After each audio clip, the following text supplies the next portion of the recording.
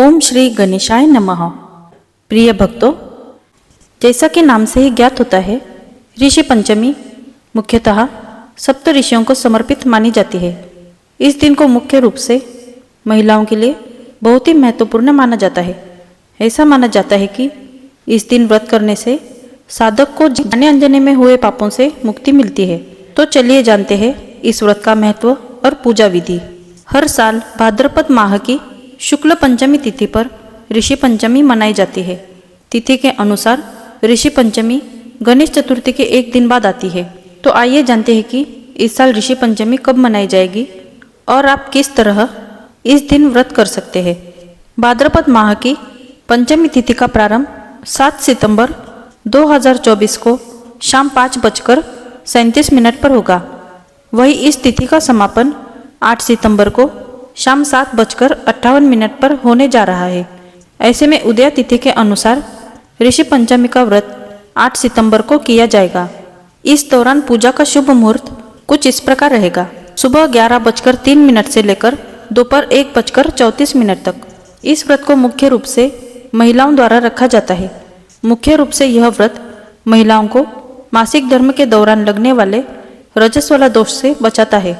ऐसी मान्यता है कि इस दिन गंगा नदी में स्नान करने से व्यक्ति के पाप तो नष्ट होते ही है, सप्त ऋषियों का आशीर्वाद भी मिलता है। यदि किसी व्यक्ति के लिए गंगा में स्नान करना संभव नहीं है तो आप इस दिन घर पर ही पानी में गंगा जल मिलाकर स्नान कर सकते हैं। व्रत की पूजा विधि। ऋषि पंचमी के दिन सुबह जल्दी उठकर स्नान आदि से निवृत्त होने के बाद घर व मंदिर को अच्छी तरह से साफ सफाई कर ले। इसके बाद पूजा स्थान पर आसन बिछाकर उस पर एक चौकी रखें। साथ ही सभी पूजा सामग्री जैसे धूप, दीप, फल, फूल, घी, पंचामृत आदि एकत्रित कर ले। चौकी पर लाल या पीला वस्त्र बिछाने के बाद सप्त ऋषि की तस्वीर स्थापित करें और कलश में गंगाजल भरकर रख ले। आप चाहे तो अपने गुरु की भी तस्वीर स्थापित कर सकते हैं। इसके बाद कलश से जल लेकर सप्त ऋषियों को अर्घ्य दे और धूप दीप दिखाए। अब उन्हें फल, फूल और नैवेद्य आदि अर्पित करें। पूजा के दौरान सप्त ऋषियों को फल और मिठाई अर्पित करें। सप्त ऋषियों के मंत्रों का जाप करें और अंत में अपनी गलतियों के लिए क्षमा याचना करें। इसके बाद सभी लोगों में प्रसाद वितरित कर बड़े बुजुर्गों का आशीर्वाद ले। ऋषि पंचमी पर कश्यप ऋषि की जयंती भी रहती है। इस दिन महिलाएं परिवार की सुख, शांति और समृद्धि के लिए व्रत रखती है। व्रत के दौरान ऋषि पंचमी व्रत की कथा सुनी जाती है। ऋषि पंचमी कोई त्योहार नहीं है, बल्कि महिलाओं द्वारा सप्त ऋषियों यानी 7 ऋषियों को श्रद्धांजलि देने और रजस वाला दोष से शुद्ध होने के लिए रखा जाने वाला एक उपवास है। आइए अब सुनते हैं ऋषि पंचमी व्रत की एक पौराणिक कथा। एक समय राजा सीताश्व धर्म का अर्थ जानने की इच्छा से ब्रह्मा जी के पास गए और उनके चरणों में शीश नवाकर बोले, हे आदिदेव, आप समस्त धर्मों के प्रवर्तक और गूढ़ धर्मों को जानने वाले हैं। आपके श्रीमुख से धर्म चर्चा श्रवण कर मन को आत्मिक शांति मिलती है, भगवान के चरण कमलों में प्रीति बढ़ती है। वैसे तो आपने मुझे नाना प्रकार के व्रतों के बारे में उपदेश दिए हैं। अब मैं आपके मुखारविंद से उस श्रेष्ठ व्रत को सुनने की अभिलाषा रखता हूँ जिसके करने से प्राणियों के समस्त पापों का नाश हो जाता है। राजा के वचन को सुनकर ब्रह्मा जी ने कहा, हे श्रेष्ठ, तुम्हारा प्रश्न अति उत्तम और धर्म में प्रीति बढ़ाने वाला है। मैं तुमको समस्त पापों को नष्ट करने वाला सर्वोत्तम व्रत के बारे में बताता हूँ। यह व्रत ऋषि पंचमी के नाम से जाना जाता है। इस व्रत को करने वाला प्राणी अपने समस्त पापों से सहज छुटकारा पा लेता है। विदर्भ देश में उत्तंक नामक एक सदाचारी ब्राह्मण रहता था। उसकी पत्नी बड़ी पतिव्रता थी, जिसका नाम सावित्री था। उस ब्राह्मण के एक पुत्र तथा एक पुत्री, 2 संतान थी। विवाह योग्य होने पर उसने समान कुलशील वर के साथ कन्या का विवाह कर दिया। दैव योग से कुछ दिनों के बाद वह विधवा हो गई। दुखी ब्राह्मण दंपति कन्या सहित गंगा तट पर कुटिया बनाकर रहने लगे। एक दिन ब्राह्मण कन्या सो रही थी कि उसका शरीर कीड़ों से भर गया। कन्या ने सारी बात माँ से कही। माँ ने पति से सब कहते हुए पूछा, प्राणनाथ, मेरी साध्वी कन्या की यह गति होने का क्या कारण है? उत्तंक ने समाधि द्वारा इस घटना का पता लगाकर बताया, पूर्व जन्म में भी यह कन्या ब्राह्मणी थी। इसने रजस्वला होते ही बर्तन छू दिए थे। इस जन्म में भी इसने लोगों की देखा देखी ऋषि पंचमी का व्रत नहीं किया, इसलिए इसके शरीर में कीड़े पड़े हैं। धर्मशास्त्रों की मान्यता है कि रजस्वला स्त्री पहले दिन चांडालिनी, दूसरे दिन ब्रह्मघातिनी और तीसरे दिन धोबिन के समान अपवित्र होती है। वह चौथे दिन स्नान करके शुद्ध होती है।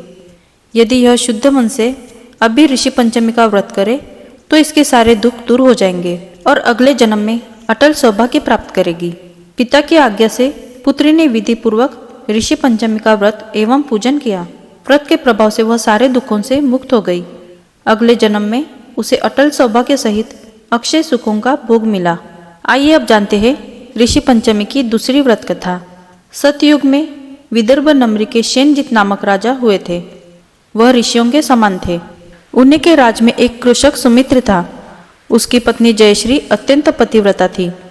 एक समय वर्षा ऋतु में जब उसकी पत्नी खेती के कामों में लगी हुई थी तो वह रजस्वला हो गई। उसको रजस्वला होने का पता लग गया, फिर भी वह घर के कामों में लगी रही। कुछ समय बाद वह दोनों स्त्री पुरुष अपनी अपनी आयु भोगकर मृत्यु को प्राप्त हुए।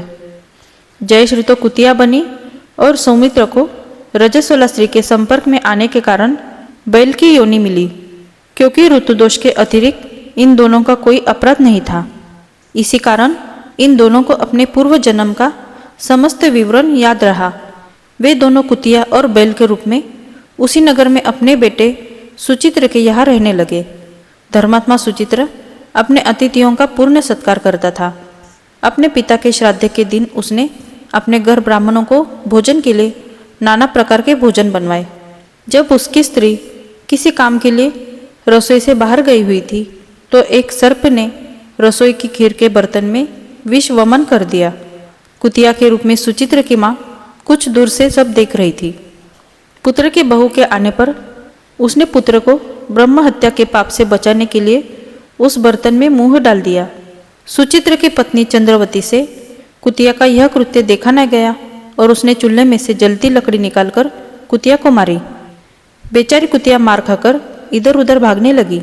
चौके में जो जूठन आदि बची रहती थी वह सब सुचित्र की बहू उस कुतिया को डाल देती थी, लेकिन क्रोध के कारण उसने वह भी बाहर फेंकवा दी। सब खाने का सामान फेंकवा कर बर्तन साफ करके दोबारा खाना बनाकर ब्राह्मणों को खिलाया। रात्रि के समय भूख से व्याकुल होकर वह कुतिया बैल के रूप में रह रहे अपने पूर्व पति के पास आकर बोली, हे स्वामी, आज तो मैं भूख से मरी जा रही हूँ। वैसे तो मेरा पुत्र मुझे रोज खाने को देता था, लेकिन आज मुझे कुछ नहीं मिला। सांप के विष वाले खीर के बर्तन को अनेक ब्रह्म हत्या के भय से छूकर उनके न खाने योग्य कर दिया था। इसी कारण उसकी बहू ने मुझे मारा और खाने को कुछ भी नहीं दिया। तब वह बोला, हे भद्रे, तेरे पापों के कारण तो मैं भी इस योनि में आ पड़ा हूँ और आज बोझा ढोते ढोते मेरी कमर टूट गई है। आज मैं भी खेत में दिन भर हल में जुता रहा। मेरे पुत्र ने आज मुझे भी भोजन नहीं दिया और मुझे मारा भी बहुत। मुझे इस प्रकार कष्ट देकर उसने इस श्राद्ध को निष्फल कर दिया। अपने माता पिता की इन बातों को सुचित्र सुन रहा था। उसने उसी समय दोनों को भरपेट भोजन कराया और फिर उनके दुख से दुखी होकर वन की ओर चला गया। वन में जाकर ऋषियों से पूछा कि मेरे माता पिता किन कर्मों के कारण से इन नीच योनियों को प्राप्त हुए हैं और अब किस प्रकार से इनको छुटकारा मिल सकता है। तब सर्वोत्तमा ऋषि बोले, तुम इनकी मुक्ति के लिए पत्नी सहित ऋषि पंचमी का व्रत धारण करो तथा उसका फल अपने माता पिता को दो। भाद्रपद महीने की शुक्ल पंचमी को मुख शुद्ध करके मध्याह्न में नदी के पवित्र जल में स्नान करना और नए रेशमी कपड़े पहनकर अरुंधति सहित सप्त ऋषियों का पूजन करना। इतना सुनकर सुचित्र अपने घर लौट आया और अपनी पत्नी सहित विधि विधान से पूजन व्रत किया। उसके पुण्य से माता पिता दोनों पशु योनियों से छूट गए। दोस्तों, ये जानकारी आपको पसंद आई हो तो इस वीडियो को लाइक, शेयर और हमारे चैनल को सब्सक्राइब कीजिए। मिलते हैं अगली वीडियो में, तब तक धन्यवाद।